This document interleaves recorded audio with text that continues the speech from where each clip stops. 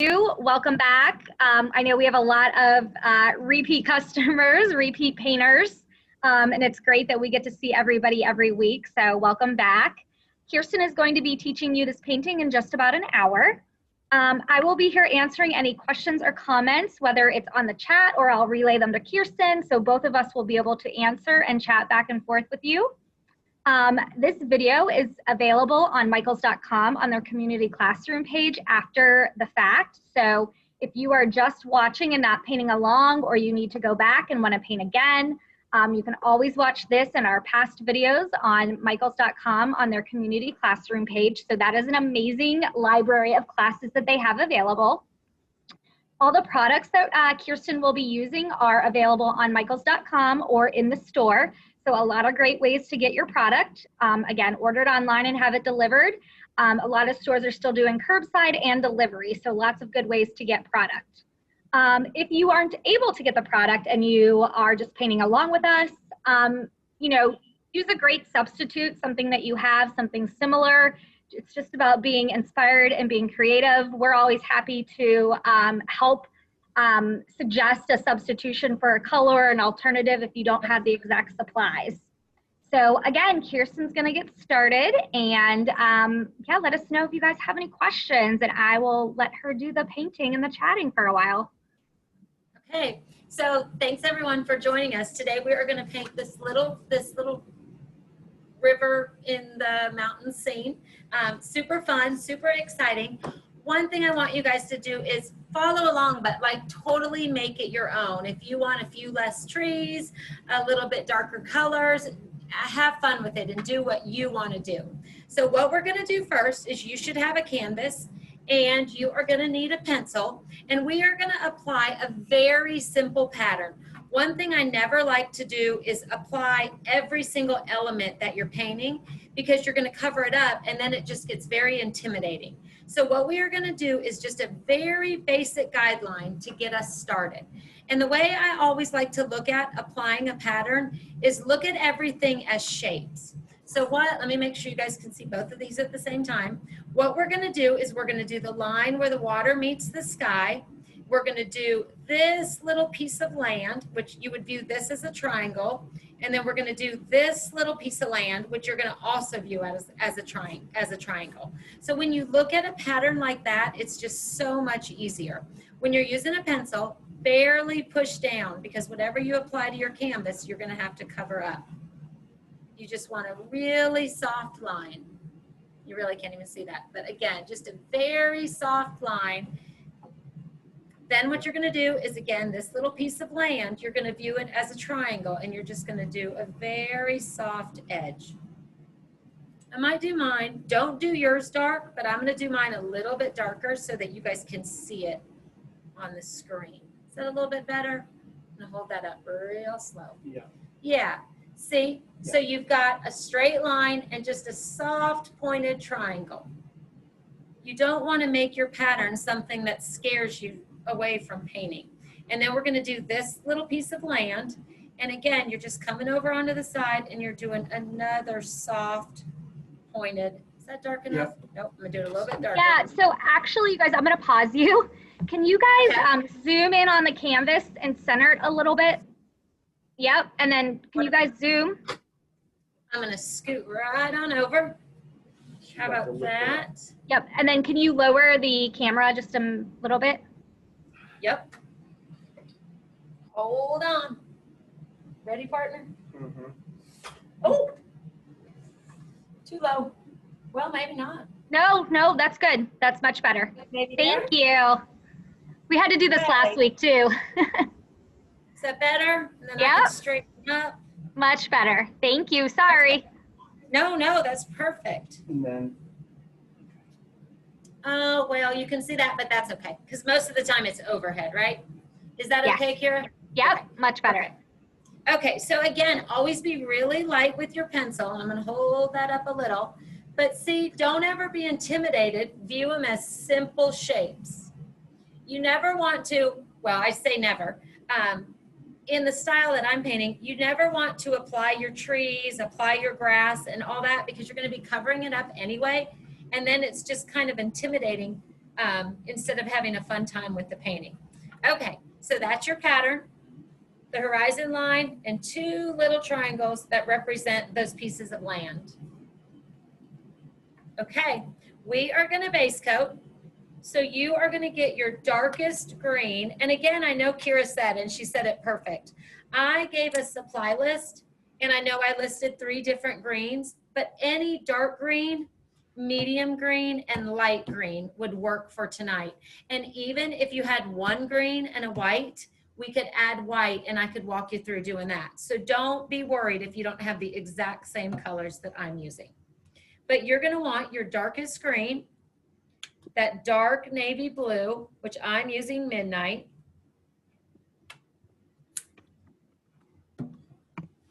And then you're gonna want your medium green, and just a little on your palette because you can always add more. And then a little bit of the lighter blue, which again, I'm using French blue, but any of the lighter blue that you chose is perfect. So one thing that we're gonna do tonight, and always, what I always like to do is use very little water when you're working on your canvas. So we are gonna base coat, and again, we're gonna view it as chunks. We're gonna base coat above that top line with our dark blue and just get full coverage. You don't want any big areas of thick paint, but you just want a good consistent coat from that top pattern line where your sky meets your ground. You want to make that dark blue. And I'm using my medium flat brush that was in the set. But again, if you're more comfortable with a bigger brush or a smaller brush, use whatever is comfortable for you when you're base coating these areas. Need a little bit more.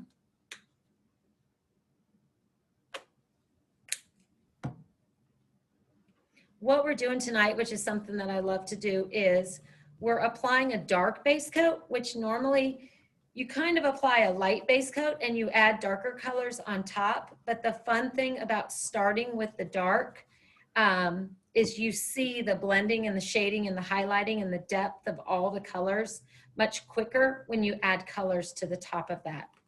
Now, another thing I always tell people, do to the sides what you did to the top. It just gives your painting a really nice finished look.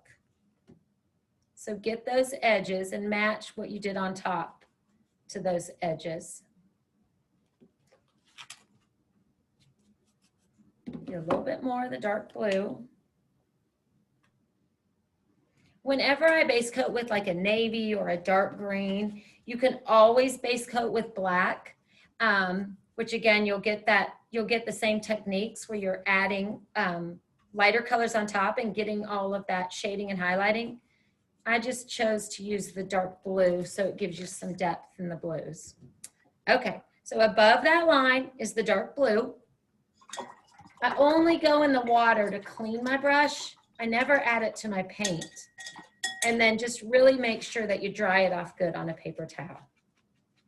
Okay, and then what we're gonna do with our darkest green is you are gonna make just a little line, maybe about a ½ inch. Again, it does not need to be perfect, but you're gonna butt right up to that blue, and you're gonna make a line touching your navy blue.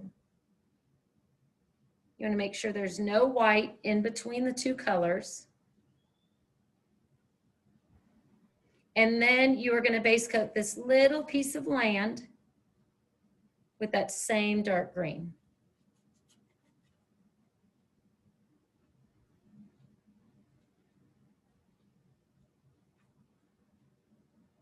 Yep, and I think people are just getting caught up, Kirsten. Oh, I'll slow down. Yep. Definitely. And one thing for people that are here, get your base coat done because you want it to be totally dry before we work on top of it. So that's why I've got a blow dryer on the list. But if you are with us, get that base coated so it can dry. And if not, totally catch up. We will wait on you and we'll get our base coats done together. So that's and you can almost see it kind of coming together. The sky, your ground that's off way in the horizon, and then this little piece of land right here. And if you're with us, the second little piece of land, we are going to do with that medium green. I'm only going to base coat. We're not going to do any of the fun stuff until everybody is caught up. And I'm just going to go right over that pencil. And also with a pattern, don't treat it like a coloring book. It doesn't have to be perfect. Just use it as a guide and go right over that pencil. So that's your little piece of land on this side of the river. And I'm going to kind of just eyeball it and make sure my edges match. And then fill that in. You get really great coverage with the folk art paint. So that should be, you just want to make sure you don't have any white peeking through. You might have a few little brush strokes, but that's okay. You just don't want that white peeking. Okay, now using. Kirsten, people are still catching up. Slow down. I'm going to slow down. Okay. Nope, I saw it on the screen in all bold. I'm slowing down. You could bring, and again, have fun with it. You could bring your land in a little bit further and have a really thin river, whatever you want to do. You cannot mess it up. And if, a lot of times I see people ask, well, I did this, should I start over? Like if your land is too big, just go with it because it'll be the same techniques. It'll just look a little bit different, but it'll be beautiful. Or sometimes people say, well, I've got too much sky, so maybe their blue is down there. Again, that's okay. You'll learn the same techniques. You'll just have a little bit more sky, but it will still be a beautiful painting in the end. It kind of looks like a golf course right now from here. Oh, there you go. It could be.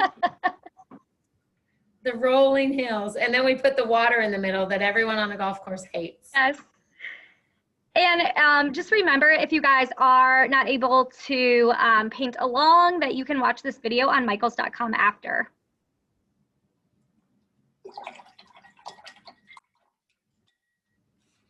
Look, I'm going to go slow, but for anybody that wants to, do your river in light blue. Should I? Go ahead, just do it slow. Okay. You're a fast painter, I know you are. So just for those that are ready, again, we're going to catch up anybody that's not. You're just going to go in and just get that light blue on all the areas that are still white. If you pick up a little bit of green, or a little bit of the light green, don't worry about that. This is just almost like color blocks of where we're going to be learning technique.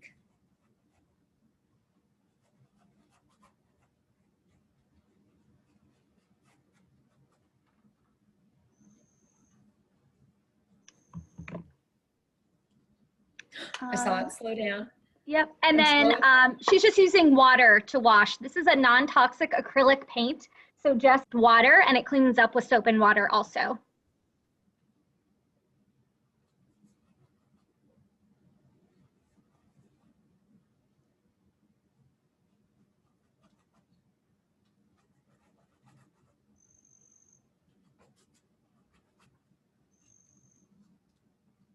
Oh, yep, I keep seeing slow down. Yep, so for the sky, she used midnight blue or a dark navy. And then the first set of land is dark green, your darkest green. And then the other piece of land is your medium green. Yep. And then light blue for the water. And just getting a good base coat. And it's French blue. It's French for the blue. light blue, but any light blue would work. Correct.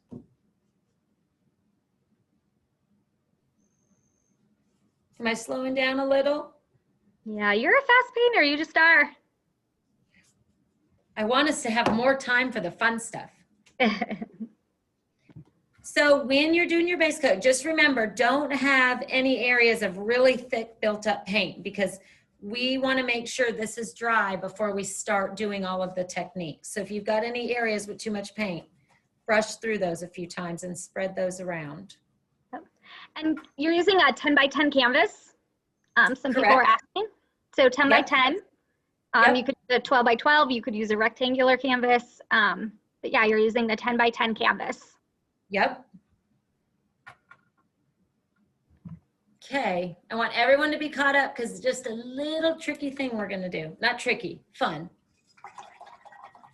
But again, just part of our base coat. Okay, you're gonna get a little bit of the dark green and just very loose and very random. You don't want it to be thick. You're just gonna do a few horizontal strokes right there in the blue paint that is still wet. You just really want to kind of represent the reflection of this green piece of land. So again, not everywhere, not full coverage, but just a few strokes of your dark green, the same green that you used for the land. Just a few strokes going horizontal just to represent where that would reflect. And we're using folk art acrylic paint tonight. So some people were asking. So it's great. It comes in a variety of formulas. So you're just using the regular folk art acrylic paint. Mm-hmm. We make a multi-surface, an enamel, and a lot of specialty paints also. Yep. So people are getting caught up on the green. So you can absolutely use any type of paint that you have. We are using, of course, folk art. It's our favorite. It's just a really amazing acrylic paint. It's super thick, super creamy, has great coverage. Absolutely. Beautiful colors. Absolutely. How's everyone doing? I'm sorry, I'm going fast. Always make sure when you clean off your brush and your water, just dry it off as much as you can.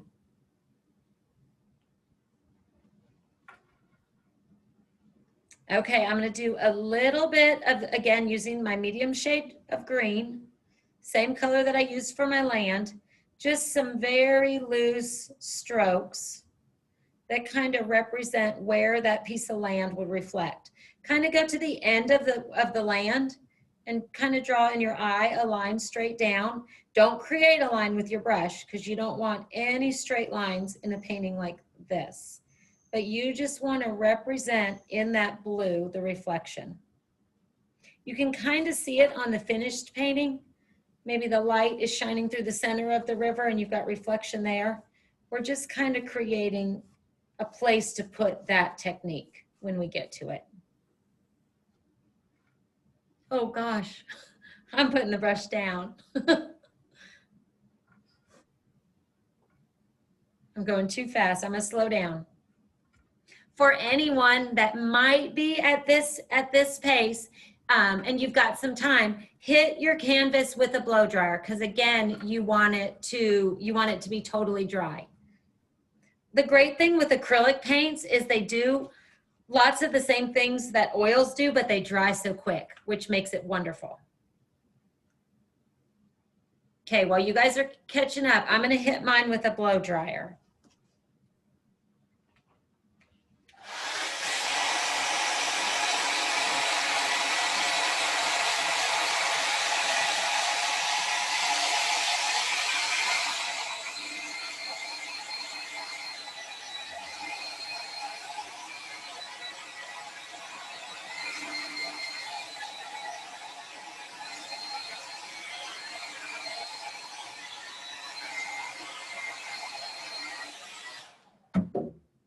I know that was loud, sorry about that. But it's so great. That's another reason why I love folk art acrylics is they dry that quick and then you can just keep layering and layering and just have beautiful results.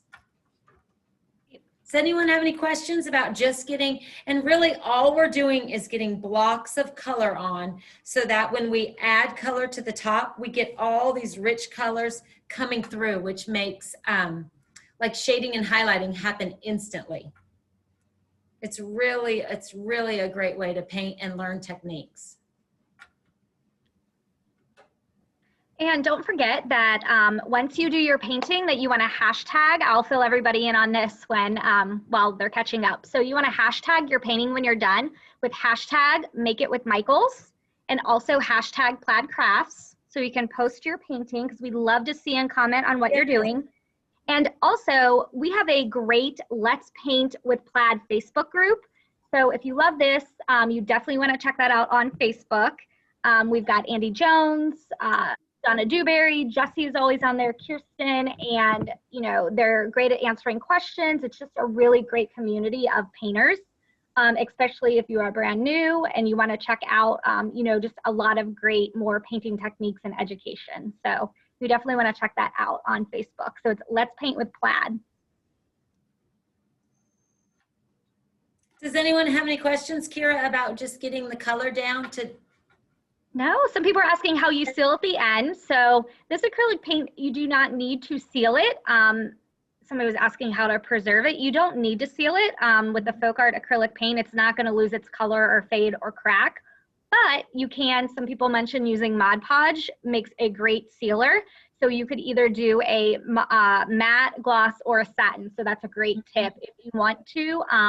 You know, just finish it off and even give it a subtle sheen. That's a great thing to do is use Mod Podge. Sure, definitely. Okay, I hope, does everyone have a good base coat down? Yes. Now, really the only thing, or really, and I said it so many times, so I'm sorry for that, but you really want to make sure that yours is dry. So even if you don't have a blow dryer, knock down any areas that might be too thick, take that off of there, maybe even fan it a little bit, but get that base coat as dry as possible because you don't want those colors lifting into our techniques. Okay. So I said it in the beginning, but I really want to stress it for this part, is you want to have your brush as dry as possible.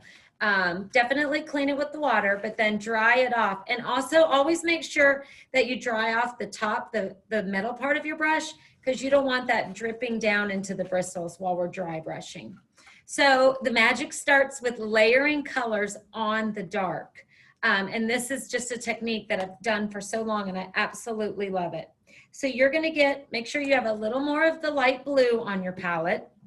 Make sure you've got a little bit, always give them a good shake, a little bit of the white on your palette.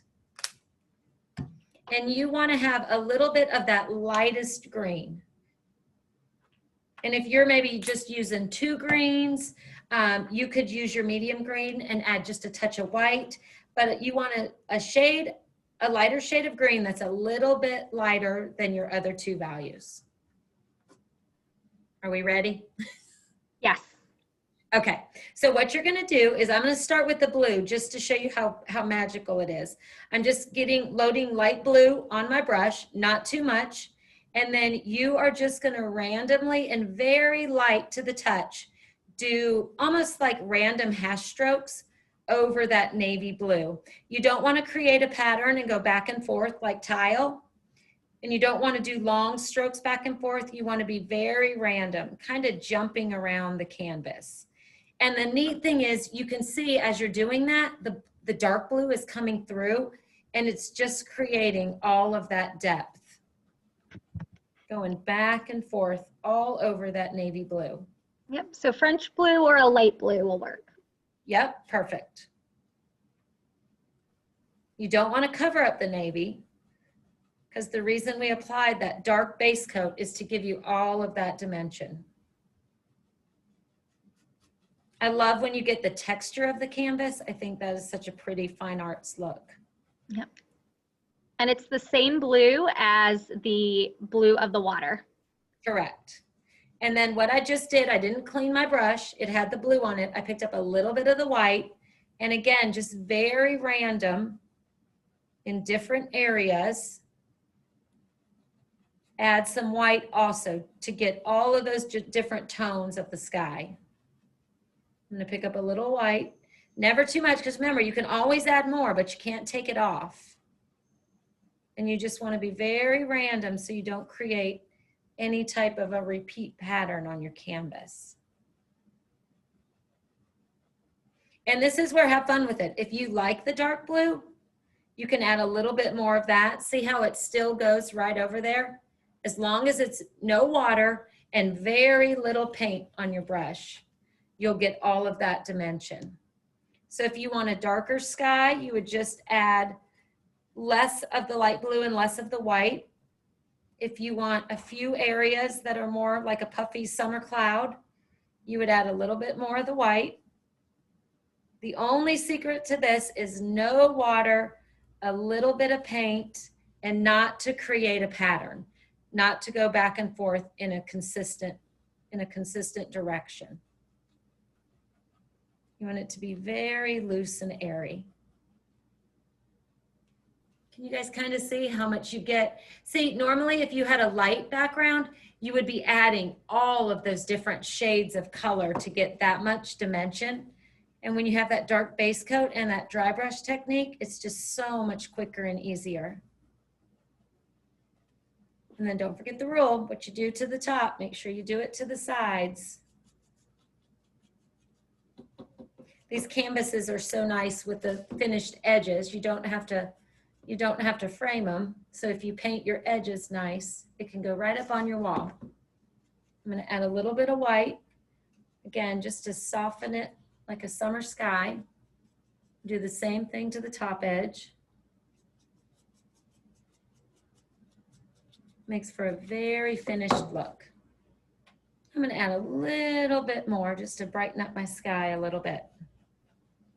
But you want to keep that dark blue coming through. A few more areas where the clouds are showing.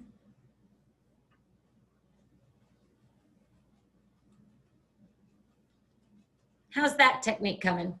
Everyone doing okay? Yeah. Everybody. So I'm gonna, go ahead. Oh, I was just gonna say, I'm gonna clean off my brush in the water. Yep. Some people like to use a smaller brush for an area like this. So I am gonna switch to, I think this is the number 10 in the set that I recommended. But if you're comfortable with the big brush, but all you're doing is the exact same technique. I'm picking up that lighter green and I am just brushing that over that dark green. And don't overthink the area where the grass meets the sky. Let that blue and that green kind of meet in the distance, because that's what would happen if you saw it in a photo or if you saw it even with your eye. There's not a straight line ever dividing that. So just do a really loose back and forth. Again, you don't want to create a pattern. You don't want to create a straight line, but you just want to soften that dark green horizon line.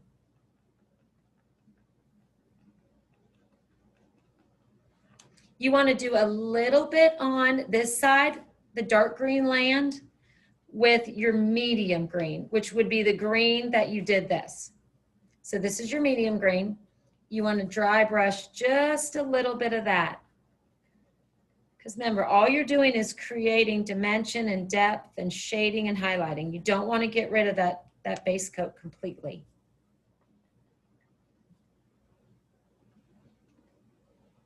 Very little paint.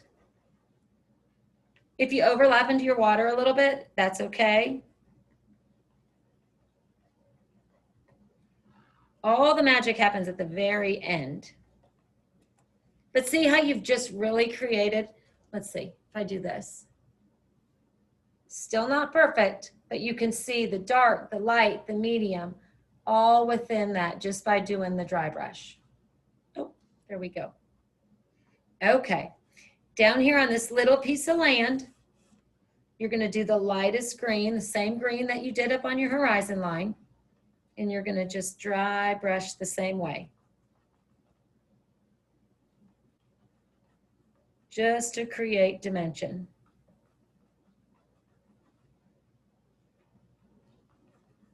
Go right up to the edge. Now, one thing someone asked in the last class, and it was great.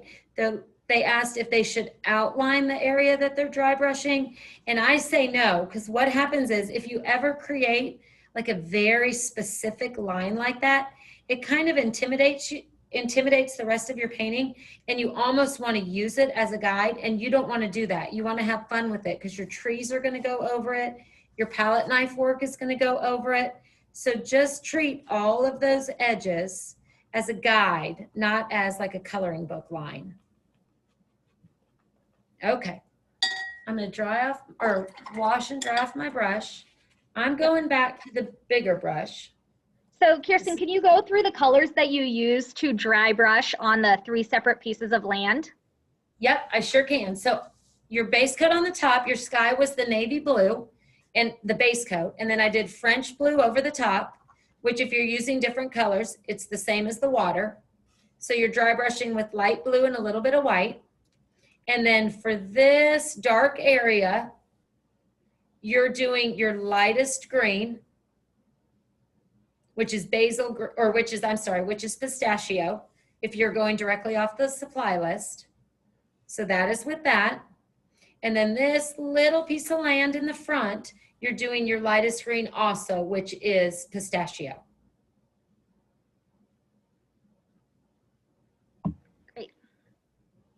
Now what we're gonna do is we're gonna add a little bit of dry brush to the water, and we are gonna totally go against our rules where I said be random and don't create a pattern. You're just gonna lightly back and forth. You don't want perfect stripes.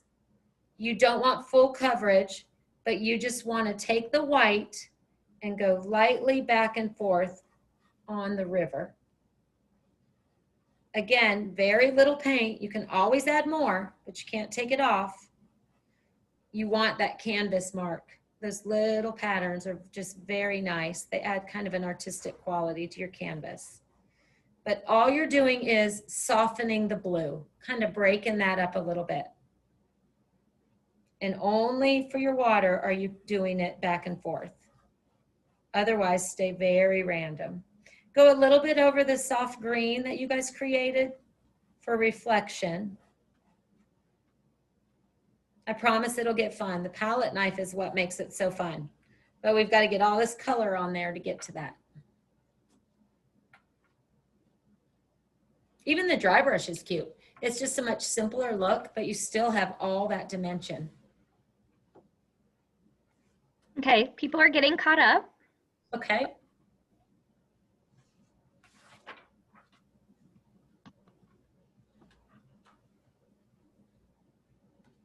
I'm going to go in and add a little bit more white, just because, and I might soften up my sky a little bit more. So for the sky and the grass, you're doing the crisscross pattern, but when you do the water, you're going straight across dry brushing. Yep. And usually, like, I don't know if anyone was in the other, like we did a cute little group of houses a couple weeks ago, same technique. You rarely go back or go consistent with a pattern when you're dry brushing. It's always a random pattern. This is just a little bit different because of the river.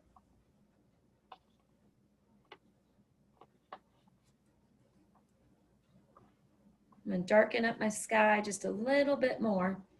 Give it a few more clouds. If you're all caught up and you want to do that, otherwise just leave it exactly how it is. I bet it's perfect. Yep. And you can almost tell, you can tell that the paint dries almost instantly when you're doing this technique, which is part of the reason I love using folk art, because it gives you so much flexibility with adding more color.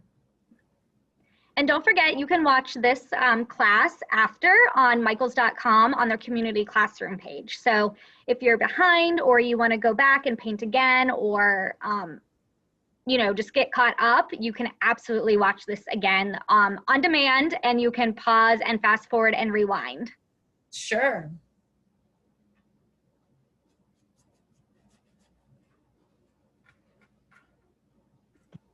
Okay, how am I going? Too fast, too slow? I think we just should keep going with it. Okay, so what I am going to do now, we always get questions about this, is on the supply list, I called for just a basic palette knife. So this is just a very basic plastic palette knife, a little bit of flexibility, nothing fancy. So that is where we're going to have the most fun with this painting. We're going to add all the finishing touches, all the dimension, and all the highlighting. So what we're going to do first, and actually I am going to, let me make sure you guys can see my palette. I am going to start fresh with a new piece. And I am going to put just some white on my new piece of palette. not too much. You can always add more. So the key when you're using a palette knife, and again, I want you guys to have so much fun with this and not overthink it. Like if you notice, maybe I load my palette knife halfway and yours loads all the way to there, that's okay. You're gonna get the same look, the same technique. This will be something that you learn to absolutely love. So don't overthink it. The key to loading a palette knife for today's technique is you're just gonna pat the bottom of the knife into the paint and then kind of scoot off to the side and take some of that paint off. You guys see, you want a good amount of paint on there, but you don't want a ton dripping off the bottom. So you tap into your paint and then you kind of tap off. Now the key to a palette knife is you want to be very soft-handed. You don't want to smash it into your canvas and drag it really hard. You want to almost place it on your canvas and just skim. Oh, you can actually see it, it's white on white. But just skim across that canvas and almost let the palette knife kind of jump along how it naturally would with a really soft grip. Can you see how it's not a consistent pattern? It just kind of jumps and does what it's going to do. So you load on and you load off. And this is using one color. And then you always want to keep it, you don't want to be up on the point, you don't want to be on the edge. You want to keep the bottom flat with your project and just lightly skim across your painting. So what we're going to do first is loading just white into the paint and then off a little bit to the side. We are going to load, or we are going to use the palette knife to create texture in our river. So here's another tip that I like to do. So I'm comfortable always pulling this way. I always tell everybody, if you're more comfortable, move your canvas so that it's a very natural way to flow. Maybe if you're left-handed, maybe if you work better top to bottom, but practice for a minute and see what's most comfortable for you, because you definitely want to softly pull the paint onto the canvas. Okay, loading in the white. All you're going to do, start where the water in the sky, or where the water in the horizon land meets, and just lightly skim. Pick up paint as you need it. And you know what? We can do it. Some people like to pull towards them. If that's a more comfortable way to handle the palette knife, you're going to start and pull that towards you. And you're just adding texture to the water. Not too much, but enough to add more dimension. I wanted to start with the white so you could see the impact of some really thick areas and some really thin areas. Now areas like this where it's thinner, you can use your palette knife this way and just pull going in the direction of your dry brush. But don't mash down on that canvas because you don't want to create a stripe. I'm going to get a little bit more white paint on my palette. And again, load it and kind of offload it next to your paint and just kind of pull that softly. Like right here, I'm going to turn my canvas and I'm going to kind of pull it actually down a little bit, just to get white on that edge. And then I'm going to pull it back this way. If it goes a little bit over your land, that's okay.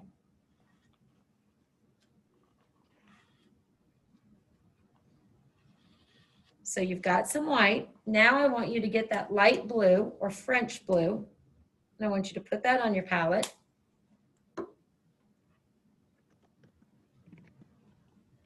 And I want you to do that same technique with the palette knife. I kept the white on there. I did not clean that off. And I'm just loading right on top of that white some of this French blue.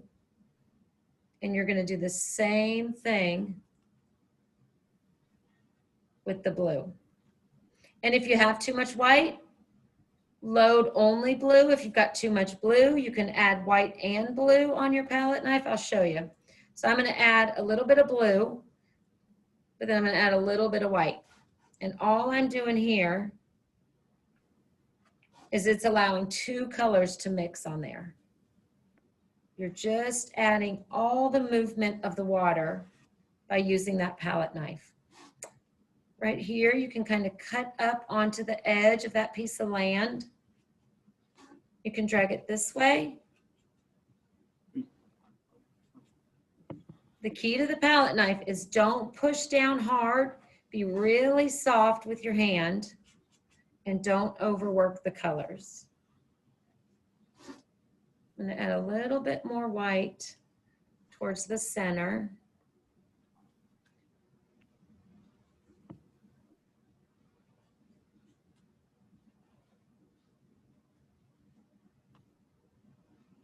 But see how it's creating all that movement in the water? So you've got your base coat, then you've got your dry brush, and then you've got your palette knife, which looks like you've been working on this for days, adding shading and highlighting. Yeah, and people were asking if a metal or plastic knife would work, so either one would work. Yep, absolutely. Okay. I'm going to dry off my palette knife on a paper towel. Don't even use water all through this class. At the very end, you can clean it with some soap and water, but I just used a paper towel. And now what I want you to do is just get a really small amount of your darkest green, which is your land color, and a little bit of your medium green, which is that other side of the river, the land. I want to make sure this is in.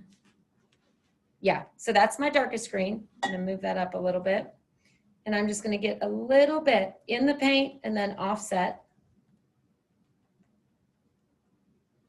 And going in the direction horizontal, like we've been working when we're in the water, I just want you to go back and forth to create that reflection.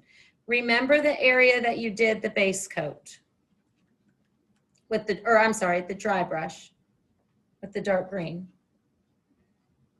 We're going to soften it at the end. So if you're comparing this one to this one, you'll see that this is a little bit softer. We're going to get to that. Your water should be, it should be some rapids right now. Your water's rough. Clean it on a paper towel. Don't add any water. And then you're going to pick a little bit of the medium green up, and you're going to do the same thing right here.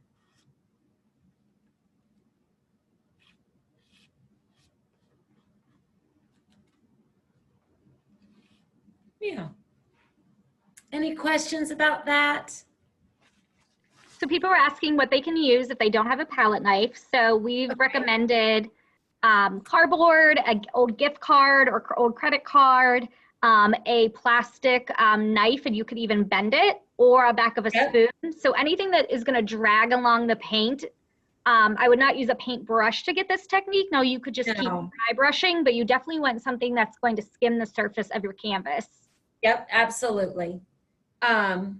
Like there's cake decorating tools. If you're a baker and you've got something like that in your house, even those little baby spatulas, that would work really good. You mainly just want to have a flat, kind of flexible, smooth bottom, but it can be, some palette knives are rectangle, some are much bigger. All of that will totally work. Okay. How we're doing? Too fast, too slow? I think just keep going. Again, people can watch this. Yeah, it's hard to keep up everybody or go at the right pace because some people are ahead and some are behind. So, you know, definitely go back and watch this if you're not able to keep up. You know, Kirsten slowed down a little bit. So thank you guys for being patient with us. Also, if you're ahead. So trying to get that happy medium for everybody. Okay, then I'm going to keep going. So what we're going to do, now this you only have to do if maybe your palette knife came onto your land. If your palette knife came onto your land, that sounds so funny, like I'm telling a story. You just want to take your brush. Again, you can use your medium brush, your smallest brush, and just kind of define that again. Like you can see a few areas where I've got a little too much white, but I'm using, again, no water. I just want to make sure that edge is defined a little bit. So I don't want you to panic if your maybe white got onto that, but define your edge a little bit if you need to. Do it also with the dark. Don't make a perfect line though, because remember, this is just a very loose, very technique-driven painting. But if your palette knife got on there too much. Dry brush and just define those edges. Okay, the fun is starting, I promise. So now you're gonna need your dark brown. Give that a shake and put that on your palette. And we are gonna use the palette knife to paint these trees.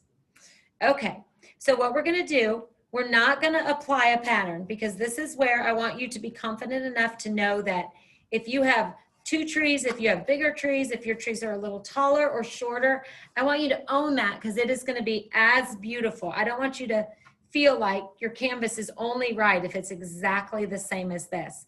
Because the great thing about this is learning the techniques and the possibilities with all of these different tools. So I am loading, can you guys, yeah. I'm loading the brown exactly like I loaded everything we did on the palette knife. And I'm just pouncing in that paint and then pouncing off. So using my dark brown. Now what I'm gonna do is I'm gonna turn my canvas. I'm gonna do it because I'm more comfortable that way, but actually I'm gonna show you guys straight on first. So what you're gonna do is you are gonna create a bottom. You're gonna create a base, a shadow, an area where your trees start. So you are just gonna set that palette net down and just drag a soft little bottom. And then you're gonna do the same thing, load paint if you need it, a soft little edge. Again, some are longer, some are shorter, that's okay. And this is where I was telling you, if you're more comfortable pulling the palette knife towards you, turn your canvas. Maybe if you're left-handed and you need to turn it a different way, do that, but do whatever makes using this very comfortable. And then picking up more paint, you're just gonna create almost the image of a tree, not a perfect tree. So you're gonna bring that palette knife up just a little bit, load more paint on the end of your palette knife and just kind of pull up. You want that green to show through. You don't want a solid block of color. And then I'm gonna view my tree as 3 main areas. Again, if you wanna do 1, if you wanna do just 2, and I'm gonna, sitting on that palette knife, I am gonna pull that down into the base. Now don't worry, I just ran out of paint, so I'm gonna pick up more and come on to that. Now what you wanna do here is you wanna sit up on the edge, you wanna load the whole palette knife, but sit up on that flat edge. You're almost scratching the canvas with the edge of that palette knife. You don't get a perfect line, but you get a lot of dimension and variation. The great thing about doing that with a palette knife is I think a lot of people, when they do it with a brush, is they want to be so specific and so careful, and they almost lose the natural details that you would see within a tree. So that's 1, that's 2, and then I'm gonna do 1 more. Just gonna load that like we did, but sit up on the edge and just pull that towards the base. Load paint as you need it.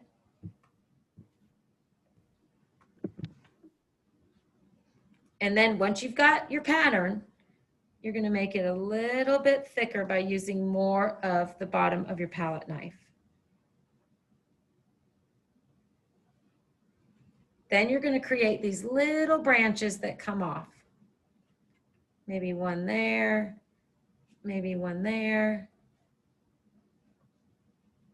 And again, we're just creating almost the background for the tree because all of the leaves are going to cover most of that.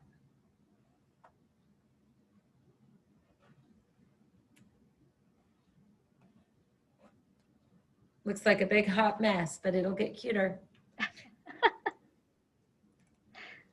But you want that. It sounds so crazy, but by having that imperfect almost placement for your leaves, you'll like the look of your tree better.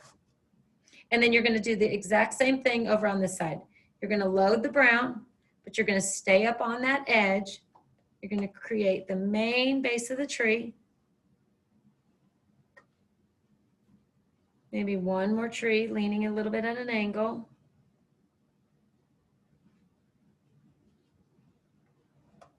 A few small branches.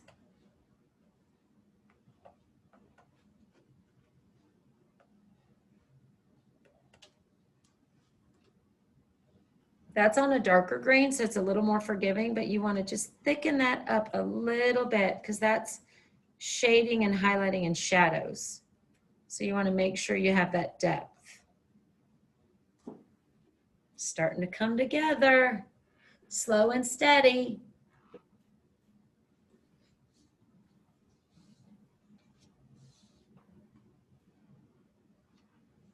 Now, if you guys have a blow dryer, and if I'm not going too fast, you can hit this with the blow dryer. I am going to. If not, and if you're not going to blow dry it, just make sure you don't have some really, really thick areas. Because again, what we're doing always works better when it's dry. So I'm going to hit this with the blow dryer.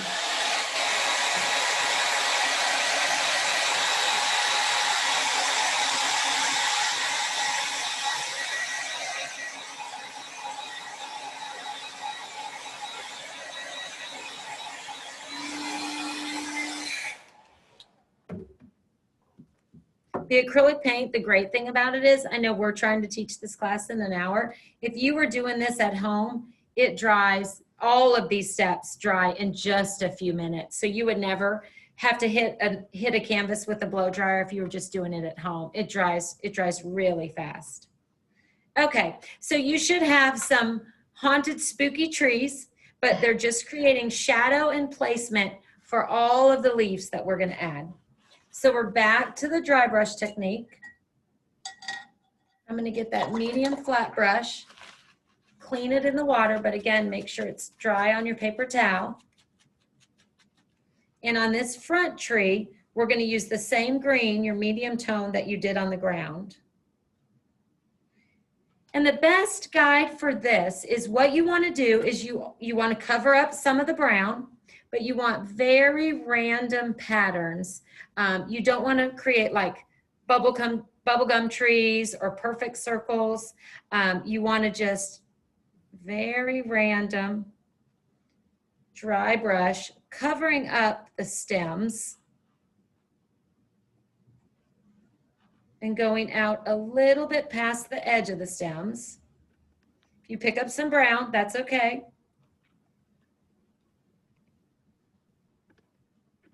But just softening that. You want your waters still show through.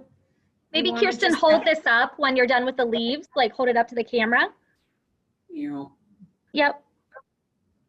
Perfect. Oh, I'm going the wrong way. There you are, you're good. You still see your sky through there. You still see your horizon line. But you're just softening those branches.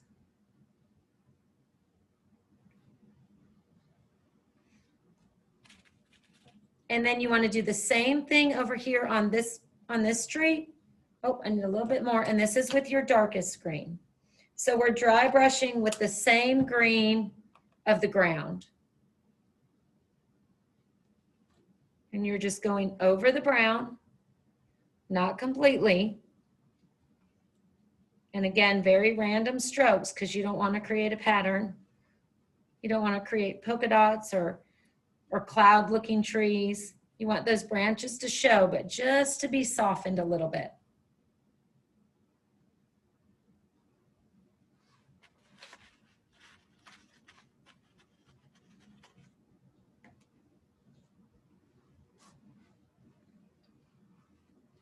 I want to make sure, okay. I'm going to get a little bit more green while you guys are catching up doing that. Any questions about that, about dry brushing the areas for the trees? I think we're good. So I'm going to put all three greens, dark, medium, and light, onto my palette. You can see them. Let me move that up a little bit. You can see those right there. And we're going to start on this tree. So I'm only going to load that medium green onto my palette knife, pouncing in and then removing some of it.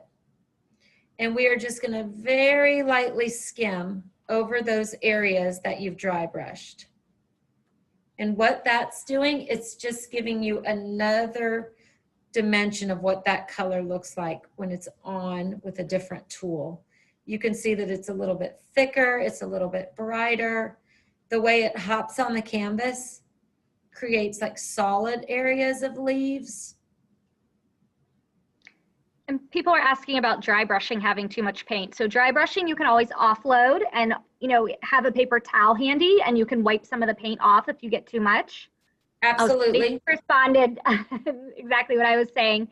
So definitely, you know, wipe off. It's almost like when you stencil, you can like hula hoop onto the paper and get some paint off. Absolutely. Kind of test it out also and make sure that's the amount of paint that you want. Yep, less is always better. Yes. You can always go back and add. Perfect. So you can see there's so much dimension in that front tree. And now I'm loading the lightest green. Same way we have, pounce into the paint and then off, and then just lightly skimming. Again, remember, very light-handed. You're not putting a lot of pressure. And as that kind of jumps through those leaves, it just picks up just some of the areas and gives you all of that dimension.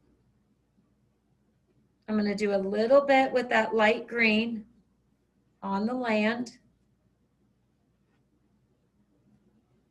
over my dry brush.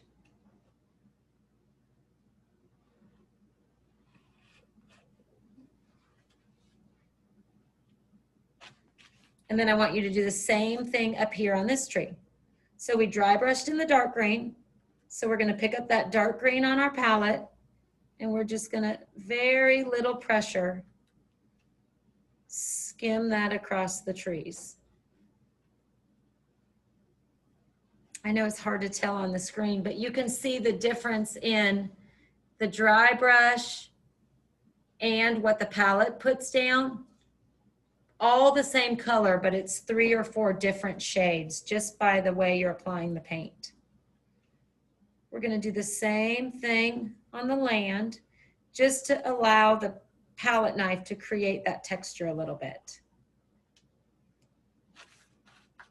If you don't have enough paint on there, make sure you've got all 3 shades of green. And this is kind of a fun technique. So you can use a paper towel, you can use the edge of your palette paper, you can use a piece of notebook paper, anything that you've got, grab a flat edge. Again, a paper towel, you can use the edge of this, anything that's got a flat edge, a piece of notebook paper. And what we're gonna do, this is kind of a fun way to use the palette knife. I am gonna lay that where my water meets my grass. And I'm going to dip the edge, the flat edge of my palette knife into my lightest green. And I am just going to pull. I'm just going to pull almost like, almost, I don't know what I'm doing. I'm just pulling towards me on the flat edge only, chiseling paint onto there. Very random patterns. You're almost creating soft grass and a little bit of texture over that island. You're loading not the flat bottom, but the flat edge. This would be a great spot. I know people ask, like, would a butter knife, would a kitchen knife work? Not a sharp one, that will cut your canvas. But anything with just a flat edge, the edge of a credit card, anything like that would work. And the only reason I'm putting this there is so that I am not going into the blue. You don't want to do it. You don't want to do it in stripes, so you want to make sure one is random every now and then. And someone is asking how they can make their sky lighter. So it's dry by this point, at this point, so you can always go back in with some light blue and white and fill in. Even if you need to paint over your leaves, you can always paint over some of your leaves, let that dry, and then paint your leaves back over. Absolutely. That's what's so great about the acrylic paint, because you can really layer it and change it up. Absolutely. And you know, even before they base coat, try just dry brushing more. I think that might be what you said, but try just dry brushing and see if that lightens it up enough for them. Yep. And then you are going to do a few of those with white. Again, I'm just putting that flat edge. And you're just really creating some dimension in a landscape painting.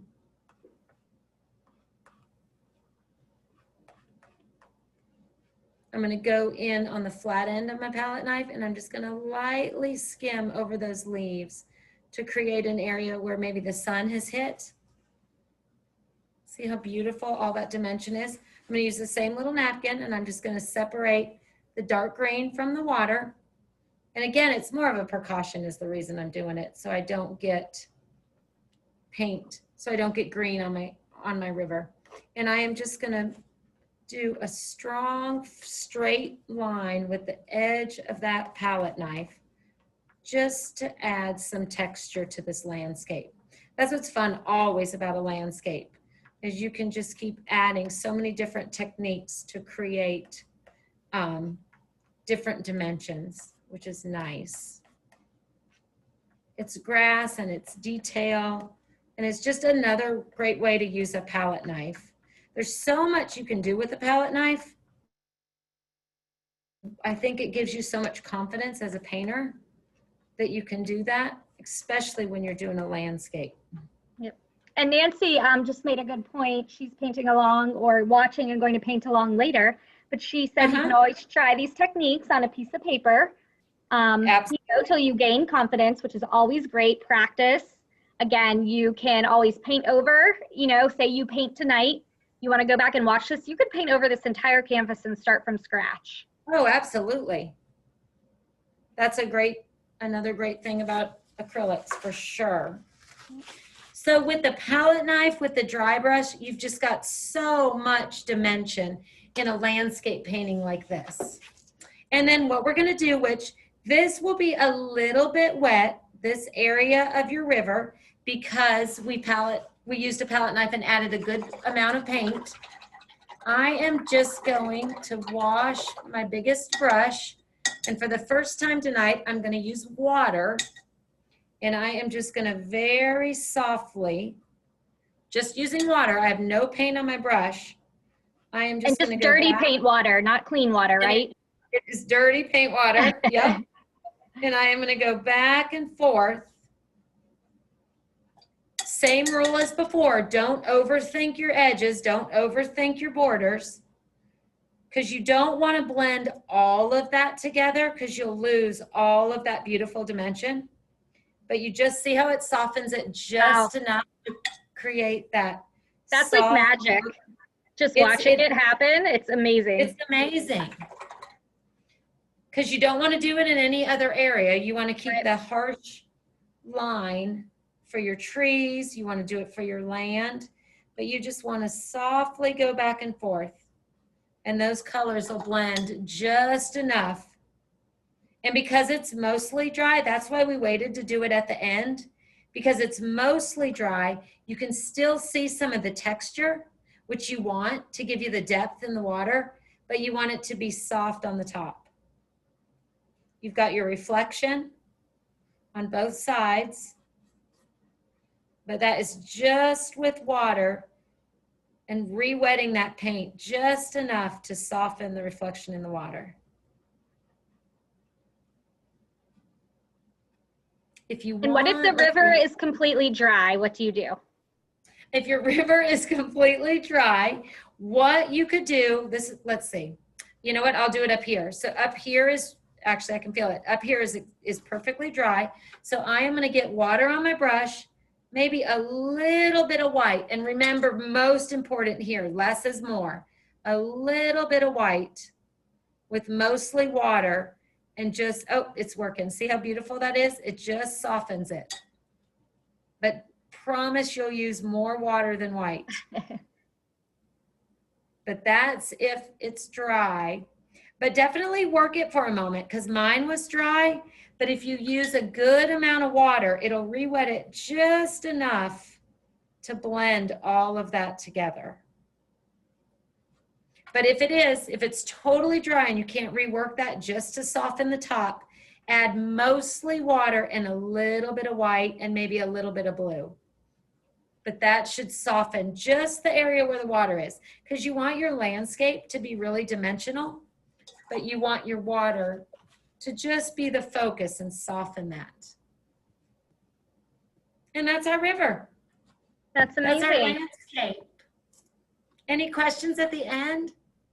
No, I think people are saying thank you. Where can they watch it? So go to michaels.com, the community classroom page. This will be posted. Usually takes them about 24 hours. So this will be up. So you'll definitely want to go back and watch along with all our other classes. Thank you everybody for joining us. Again, you can get all the folk art product and the canvas and the brushes on michaels.com or in the store if you're able to get there. Definitely check out our Let's Paint with Plaid Facebook group. We want to see what you have painted. So hashtag make it with Michaels and hashtag Plaid Crafts. Yep. And thank you guys so much for joining us. We'll be back. Yeah, Jessie will be back next Monday. We are doing a repeat of the pumpkins because it was so popular. So if you took it the first time, join us again, maybe change your colors up. And that's all I know. So thank you guys. Have a great rest of your week. Thank you so much, Kirsten. Thank you.